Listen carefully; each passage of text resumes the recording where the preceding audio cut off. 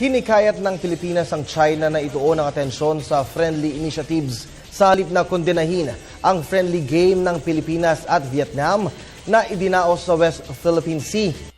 Ito ni Presidential Spokesperson Edwin Lacerda sa pahayag umano ng China na clumsy farce o walang katuturan ang naturang friendly game. Katulad ng Pilipinas, nagkaroon na rin ng tensyon sa pagitan ng China at Vietnam sa disputed areas. Ang Pilipinas, China at Vietnam ay kabilang sa mga bansang may inaangking teritoryo sa lugar kasama na ang Malaysia, Brunei at Taiwan.